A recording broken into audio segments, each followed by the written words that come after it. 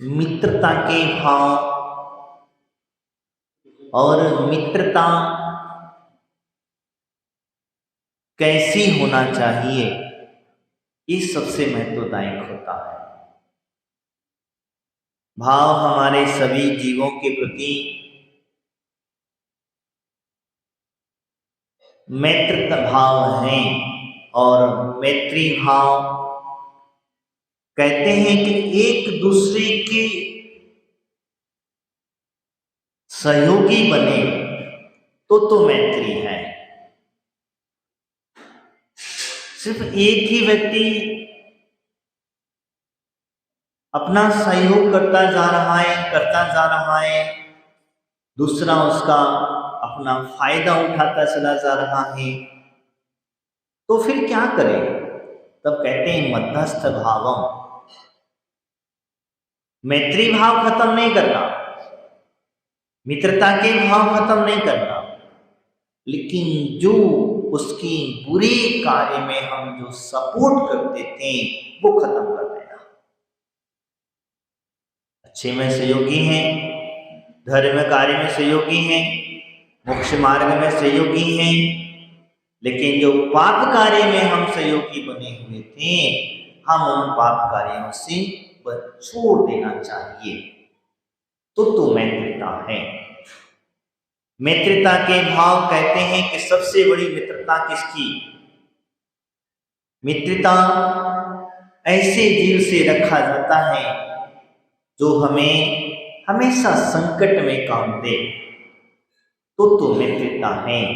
और अगर आप संकट में फंसे हुए हैं, किसी परेशानी में फंसे हुए हैं और आपको कोई सहारा ना दे, तो फिर कहते हैं इससे मित्री रखना बेकार है। एक बार ऐसी ही घटना घटी। एक राजा का पुत्र की शिकायत राज दरबार में पहुंची और पहुंचने के बाद राजा ने पुत्र का इंतजार कर रहा था और पुत्र पहुंचा ही था कि पहुंचते ही पिता ने पुत्र को आदेश दिया, कल तुम्हें दरबार में हाजिर होना है, तुम्हारी शिकायत हमें मिली है और जिन मित्रों के साथ में आपको हाजिर होना है, जिनके साथ आप दिन भर रहते हो, उन मित्रों के साथ आपको हाजिर रहना है। उसने कहा पिता की आज्ञा कि राजा की आज्ञा? बोले पिता की आज्ञा नहीं, एक राजा की आज्ञा है। किसकी आज्ञा है? राजा की आज्ञा है, क्योंकि राजा जो था वो न्यायप्रिय था। कैसा था? न्यायप्रिय था। इसका भी नाम राजा है शायद लगता है। वो बड़ा न्यायप्रिय था, यानी परिवार में रहता है तब भी कोई वो नहीं है और प्रजा के बीच में भी अपने परिवार की तरह रहता है। प्रजा का न्याय और परिवार का न्याय, इसमें कोई प्रकार का हस्तक्षेप नहीं कहीं हो सकता था, क्योंकि वो अपने एक राजा का पुत्र है। अगर गलती कुछ कर भी देता है तो राजा उसे क्षमा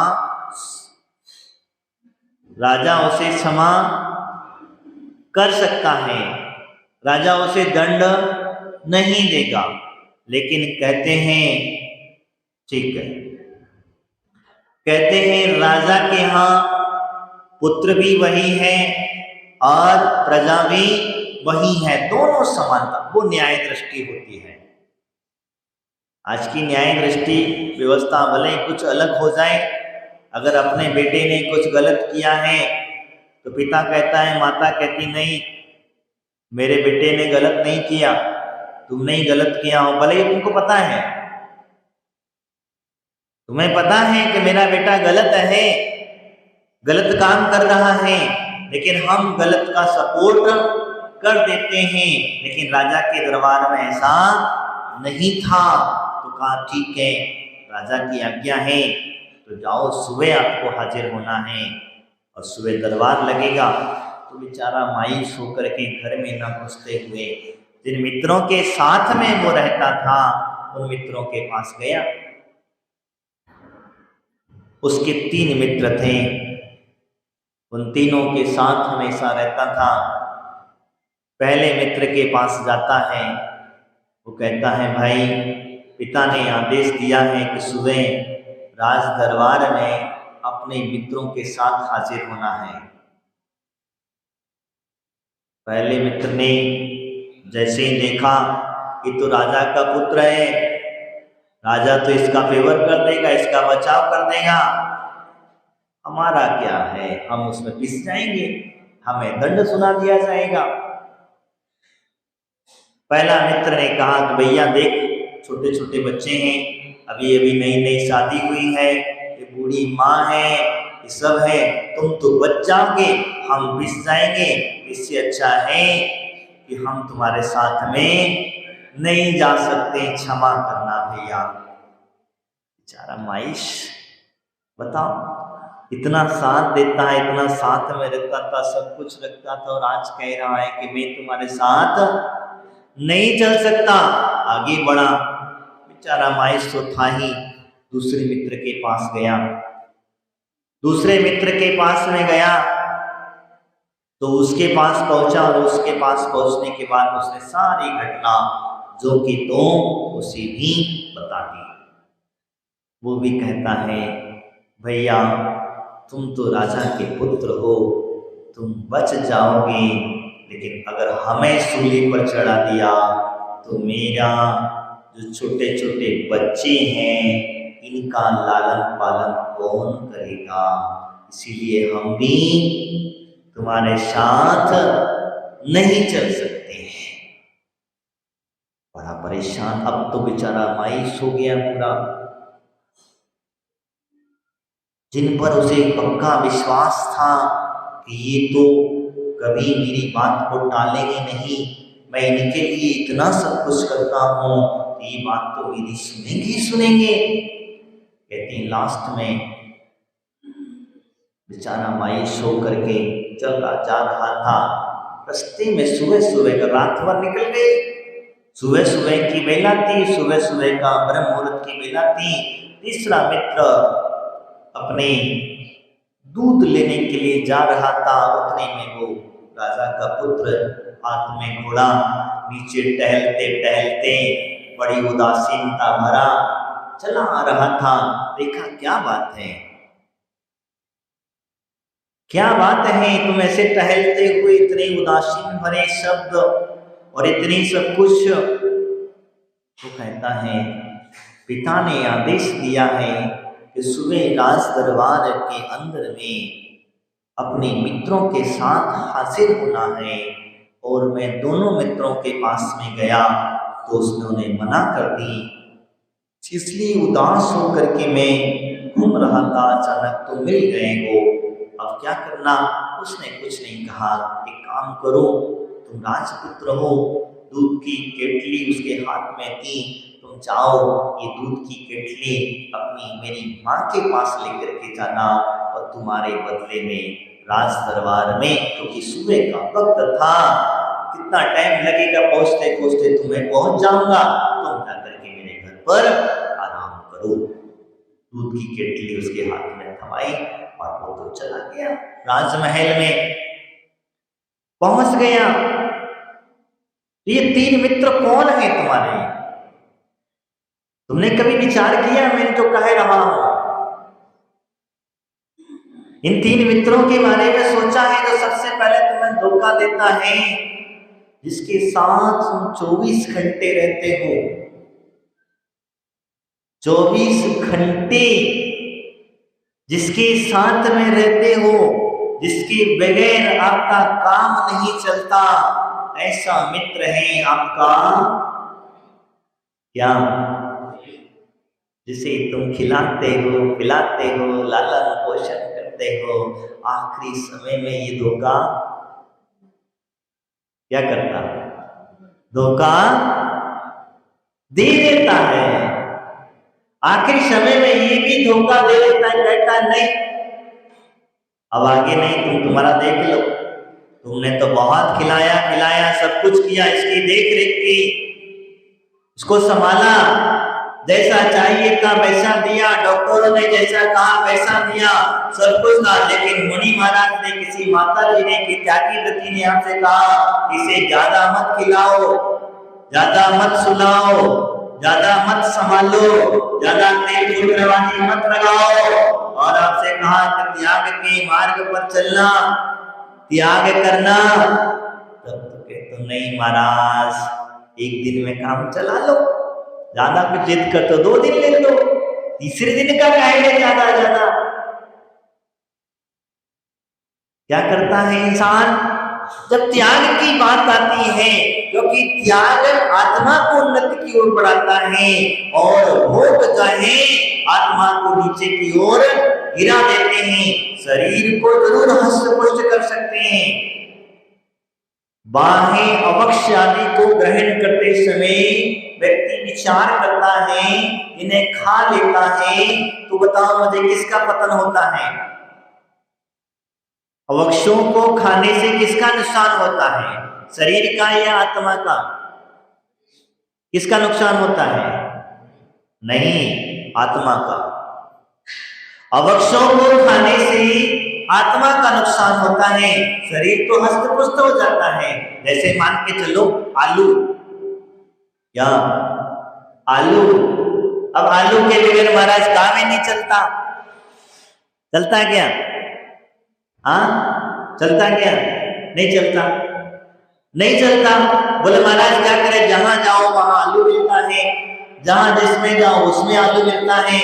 आजकल तो हमारी शादी पार्टियों में सबसे पहले आलू बनता है, तो महाराज क्या करें, कैसा करें, इसके बगैर हमारा काम चलने वाला नहीं है। क्या कभी तुमने विचार किया, एक सुई की नोक के बराबर अगर आपने उसमें से चुरा के निकाले ना, और उसको जब माइक्रोस्कोप से देखोगे तब आपको समझ में आएगा कि कितने जीव भरे हुए हैं। तुम एक बूंद पानी अनछना यूज करने से डरते हो, और वही व्यक्ति बड़े शौक से उसे खाता है। तब मुझे बताओ, तुम वो पानी छानना सार्थक हुआ या नहीं?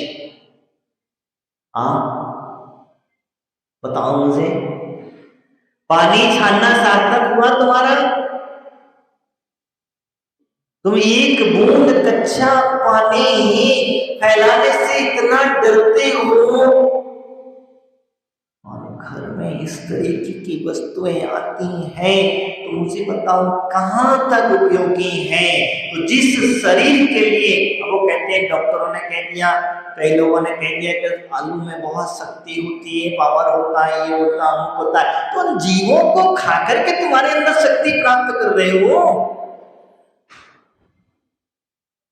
फिर इससे तो अच्छा है वो मांस भक्षण करने वाला जीव, वो साक्षात तो खा रहा है, वो तो साक्षात खा रहा है। तुम तो क्या कर रहे हो, नोटंकी करके, अपने ज्ञान का सदुपयोग करके हम उनको और ग्रहण कर ले रहे हैं। तो मुझे बता कौन अच्छा? दोनों भी बेकार है। क्या है? दोनों भी बेकार हैं। जो मांस भक्षण कर रहा है वह भी बेकार है, और जो नहीं कर रहा है, जो अवश्य चीजों को खा रहा है, वह भी बेकार है। तो मुझे बताओ, इन दोनों कार्यों से आत्मा की उन्नति होगी या पतन? क्या होगा? पतन होगा। शरीर की उन्नति तो हो सकती है, शरीर हष्ट-पुष्ट जरूर बन सकता है, लेकिन शरीर हष्ट-पुष्ट बनाने से कभी आत्मा हष्ट-पुष्ट नहीं हुई है।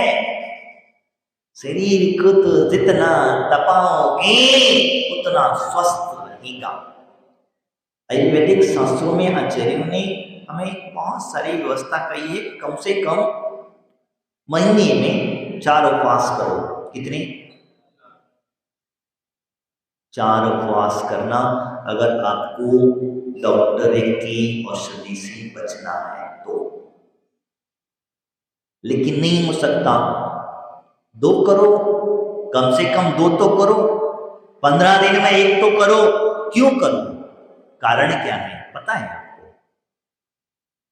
इस शरीर के जो अंदर में जठर अग्नि जो होती है, इससे मशीन जो है उसे भी तो थोड़ा बहुत आराम चाहिए कि नहीं चाहिए? तुम लोग 5 घंटे 6 घंटे काम करने की बात करते हो, उसके बाद कहते हो हमें आराम चाहिए। सरकार ने नियम बनाया है कि 8 दिन में सिर्फ 4 ही दिन काम करोगे। बताओ, तो बताओ कैसे काम चलेगा? चलेगा काम? तो जब वहां छुट्टी मिलती है, तुम्हें 8 दिन में 1 दिन रविवार की छुट्टी चाहिए, तो जब वहां छुट्टी मिलती है, इसे छुट्टी क्यों नहीं देते हो? इसी में छुट्टी दे दो। जो मशीन तुम्हारी चल रही है अंदर जो है वह है, इसे भी आराम चाहिए। और आपने जितना भी भोजन किया है, जितना भी आपने ग्रहण किया है जितने दिनों से, वो सारा खाने पे खाना, खाने पे खाना, खाने पे खाना, क्योंकि हमारी आदत है, कभी गैपिंग देखते नहीं। जहां कुछ मिला दान दो, जहां कुछ मिला जाने दो। किसी ने मनाने करके कह दिया जाने दो। अब ये तो विचार नहीं किया कि अभी मैं भोजन करके आया हूँ या मैंने अभी नाश्ता किया है तो ये तुरंत ये चीज खाऊंगा तो खाने पे खाना खाने के बाद में डाइजेशन होगा नहीं होगा। इसीलिए कहा जाता है कि इस अग्नि को हमें और प्रज्वलित करने के लिए हमारे शरीर के अंदर में जितनी भी वस्तुएं आप ग्रहण करते हो उन्हें पचाने के लिए 1 दिन का गैप देना आवश्यक होता है। आप गैप दे दोगे और गैप दे दोगे तो आपके साथ साथ में आत्मा की भी उन्नति होगी और शरीर की भी प्रगति होगी। उससे क्या होगा? शरीर आपका स्वस्थ रहेगा, आपकी जठर अग्नि की, क्योंकि अधिकांश बीमारियां जो कहीं देखी जाती हैं वो सारी बीमारियां पेट से निकलती हैं। किससे निकलती? अधिकांश बीमारियां। आप डॉक्टरों से किसी से भी पूछो कि सबसे पहले आपका पेट चेक करेगा, कुछ भी हो, भले तुम्हारा पेट दुख रहा हो ना दुख रहा हो, पेट जरूर चेक करेगा, पेट पे जरूर हाथ ठोकेगा क्या हो रहा है। एक्चुअली में पहले के जो लोग थे पहले पेट को काम करते। एक आयुर्वेदिक वैद्य से हम मिले थे, वो कहता है महाराज 99% सारी बीमारियां पेट से पनप रही हैं और हमारा भोजन आज इतना अशुद्ध हो गया है, इसकी वजह से खान पान हमारा खराब हो गया है। पहले लोग सूर्य उदय के पहले सूर्य उदय के बाद 2 घंटे करीबन के बाद भोजन करते थे। कितने? 2 घंटे, यानी उस समय पर सूर्य अच्छी तरीके से निकल जाता था। क्या करता था? अच्छा निकल, और जैसे जैसे चढ़ता सूरज होता था उस समय पर भोजन जो करते थे वो लोग जो है, मैं भोजन कथा नहीं कर रहा हूँ, मैं तो एक मार्ग आपको बता रहा हूँ। तो वो जो भोजन करते थे तो वो शरीर को लगता था। आप लोग सुबह सुबह भोजन करते हो या ब्रेकफास्ट जिसको कहते हैं, आप लोग नाश्ता करते हो, वो लोग सुबह नाश्ता नहीं करते थे, वो लोग पेट भर के भोजन करते थे। क्यों? इसका क्या रीजन है अब आपको मैं बताता हूँ, इसे निकला इसलिए बता रहा हूँ। सुबह आप जितना पेट भर के भोजन करोगे, जितना गरिष्ठ भोजन करोगे, वो सारा सूर्य की रोशनी से, सूर्य की तपन से आपकी जठर अग्नि जो है वो सबको पचा देगी। क्या करेगी? पचा देगी। तो फिर मैं थोड़ा हल्का फुल्का कुछ याद आई तो ले लिया, शाम को भी और सबसे लाइट हल्का लिया, इससे क्योंकि चंद्र की रोशनी में शीतलता है। समझ के लेना, ये बहुत सरलता है। चंद्र की रोशनी में शीतलता है, रात्रि के अंदर में शीतलता रहती है और सुबह दिन के अंदर में उष्णता रहती है। तो भोजन को पकाने के लिए शीतलता की आवश्यकता नहीं पड़ती है, भोजन को पकाने के लिए सूर्य की रोशनी की उष्णता की जरूरत पड़ती है, यही कारण होता है। तो सुबह हम लोग जो भोजन आदि करते हैं, तो मैं आपसे जो चर्चा कर रहा था, मैत्री के भाव पहला मित्र जो था जिसके साथ वो 24 घंटे रहता था, वो 24 घंटे रहने वाला मित्र तो धोखा दे दिया। क्या किया? तुम जब कभी धर्म ध्यान करने जाते हो, जब कभी मंदिर जाते हो, कभी उपवास आदि करने के भाव रखते हो, तो सबसे पहले शरीर कहता है ना बाबा। क्या होता? शरीर सबसे पहले धोखा देता, ना बाबा त्याग मत करना। वो पहले खड़ा हो जाता है, वो कहता है त्याग मत करना, त्याग करोगे तो सब गड़बड़ा जाएगा, मेरा काम कैसे चलेगा। वो कौन कहता है? शरीर कहता है। तुम भूखा रखोगे पेट में, चूहे दौड़ने लगेंगे। तुम अगर 1 घंटा भी लेट हो जाते हो, तुम्हें कहते हो अरे यार कब मिलेगा, जल्दी जल्दी भगवान की पूजा करके भागने के लिए सोचता है। तो पहला कार्य जो होता है, तो पहला मित्र जो था वो था शरीर। शरीर ने धोखा दे दिया। दूसरा मित्र था जिसके साथ 12 घंटे बिताता है, वो था परिवार। उसने भी धोखा दे दिया। कैसे धोखा दिया? एक बार एक मुनिराज जंगल में तपश्चर्या कर रहे थे। तपश्चर्या करते करते किसी चोरों ने उन्हें देख लिया। उनके पास बड़े बड़े सेठ आते थे। हमारे ऋषभ जी बैठे देखो,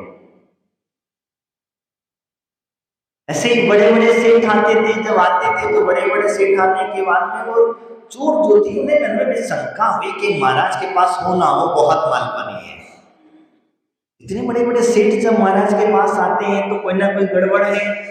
तब वो कहते हैं कि ठीक है, वो चोरों को विचार में एक सरदार जो था उसने कहा ठीक है, सो चुपके से देखते हैं क्या घटना है। सब चले गए। जाने के बाद में वो मुनिराज के पास पहुंच गया कि महाराज सब निकालो। महाराज क्या निकाले बेचारे,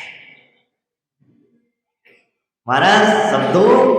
महाराज के विचार करने लगे कि भैया मेरे पास कुछ है ही नहीं है, अंदर बाहर सब परिग्रह मैंने छोड़ दिए हैं, तू कह रहा है दिखा लो, दो सब वापस। महाराज समझता थे, उन्होंने कहा ठीक है, मैं सब कुछ देने को तैयार हूं। एक काम कर, तू चुप कर रहा है, किसके लिए कर रहा है? तो कहता महाराज मेरे परिवार के लिए। तो इससे जो पाप कमाता है वो पाप के भागीदारी कौन बनेगा? तो बोले मेरा परिवार सब सहयोगी बनेगा, मैं जहां जाऊंगा वो लोग मेरा सहयोग करेंगे, मैं इनके लिए तो कमा रहा। बोले अच्छा पक्का? बोले 100% पक्का है। एक काम कर, मैं यहाँ से कहीं नहीं जाता, तो अपने परिवार वालों से पूछ लिया कि मैं जो पाप कर रहा हूँ या जो भी कार्य करता हूँ, ये तो मेरे इसमें अनुमोदना है तुम लोगों की? बोले तुम भाग गए तो? अब बड़े परेशान, तुम भाग गए तो एक मुझे ठग लिया गया। एक काम कर, तेरे साथी को यहाँ छोड़ करके चला जा, मैं नहीं चाहता कहीं भी। साधु का वचन पक्का होता है। साधु मुनिराज हमारे एक बार कह दिया। उसने कहा ठीक है। गया घर, चोरी जो चोर तो था ही, सामने कैसे जाए सबके सामने से। चोर होते होते घर पहुंच गया। रात्रि का समय था। पहुंचने के बाद में कहते हैं सर्वप्रथम आए अपनी बच्चा, पापा आए क्या लाए। तो बच्चे से कहा, पूछा मैं तेरे लिए एक बात बता बेटा, मैं तेरे लिए इतना सब कुछ लेके आता हूँ, मैं जो काम करता हूँ उससे तू खुश है कि नहीं? तो मेरा साथ देगा कि नहीं देगा? तो कहता है पापा तुम जो काम करते हो इस कार्य की वजह से मैं अपने दोस्तों के सामने नहीं जा पाता हूं, मैं तुम्हारा साथ देने वाला नहीं हूं। मर गया था। मैं लोगों के बीच में चोर का बेटा कहलाता हूं और चोर का साथ दूंगा तो संभव नहीं। अच्छा बेटा दूर हुआ, धर्म पत्नी के पास पहुंचा। धर्म पत्नी तो ही कम से कम साथ देगी। उसके पास पहुंचा, वह धर्म पत्नी ने भी कह दिया मैं चोर की पत्नी का कलंक लेकर के जीती हूं, मैं तुम्हारा साथ देने वाली नहीं हूं। मर गए। इसके लिए सब कुछ करा, वो भी नाटक करके देखे। धीरे धीरे जब उन्होंने सोचा चलो मैं माता पिता के पास चलता हूँ, उन्होंने तो मुझे जन्म दिया है, मुझे पाला है, पोषा है, मैं कम से कम वहां पहुंचता है। क्या बेटा आ गए? हाँ ठीक, क्या गया? माँ मेरे कार्य में आप साथ दोगी? तो कहता है तू होती ही मर गया होता तो बहुत अच्छा होता, क्योंकि कम से कम मेरे माथे पर चोर के माता पिता कहलाने का कलंक तो नहीं लगता। अब क्या होगा? जिन पर विश्वास था, जिनके लिए तू धन दौलत कमाता था, जिनके लिए तू चोरी करता था, वही तुझे अब धकेल दिया और कहेगा जाकर के मुनि महाराज के पास पहुंच गया। दूसरे नंबर के लोगों ने भी धोखा, जिन्हें मित्र अपना घनिष्ठ समझता था उन्हें भी धोखा दे दिए। अब कहते हैं जब देखो समझ लो दोनों ने धोखा दिया, वो गया महाराज से निवेदन किया कि महाराज कोई मेरा साथ देने वाला नहीं है। तीसरा मित्र था कभी कभार मिलने वाला, दूध की केतली थमाई, वो चला गया राजा से मिलने के लिए। तो कहते क्या हुआ? वो कौन था? वो कोई और नहीं था, जिनधर्म था। वो कोई और नहीं था, वो मुनिराज थे।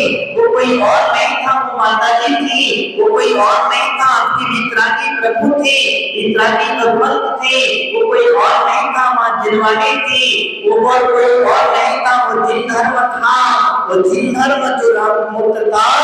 जब संकट आता है, जब कोई व्यक्ति के ऊपर कोई पीड़ा आती है, कोई जीवात्मा दुखी होता है, कहीं परेशानी होता है, तो अगर भगवान की शरण में चला जाए, गुरु के शरण में चला जाए, माँ जिनवानी की शरण में चला जाए, जिनधर्म की शरण में चला जाए, तो उसे कभी खाली हाथ वहां से लौटता नहीं है। इसीलिए मैं आपसे कह रहा था, मैत्री के भाव होना, सभी के प्रति होना, छोटे से बड़े तक के लिए होना, लेकिन मैत्री के भाव इनसे भी मित्रता कर लेना, क्योंकि इनकी मित्रता ही तुम्हें मुक्ति का मार्ग प्रशस्त करेगी और इनकी मित्रता ही तुम्हें मोक्ष मार्ग में लेकर के जाएगी। जिस समय तुम्हारा पैर डगमगाने लगेगा, जिस समय तुम लड़खड़ाने लगोगे, तब उस समय तुम्हारे पैरों में शक्ति भरने का कार्य यही लोग करेंगे। जब आप मोक्ष मार्ग पर चलते चलते थक जाओगे, तो वो मुनिराज अपने हाथ का सहारा लेकर के, अपने साथ में लेकर के, ऊर्जा करके लेकर के चले जाएंगे। ये ज्ञान रूपी लक्ष्मी हमें प्राप्त हो जाती है।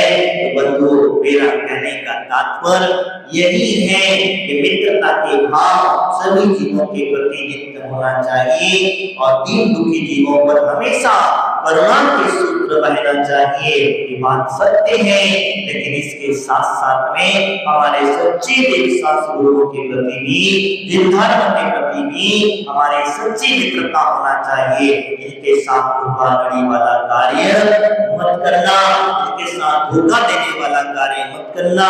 अगर करोगे तो ध्यान रखना, इन्होंने अगर अपना हस्तावल लेना बंद कर दिया, इनके सहारा छूट गया, तो फिर नियम से तुम्हें कोई बचाने वाला नहीं है। आज इतना ही। बोले महावीर भगवान की अचल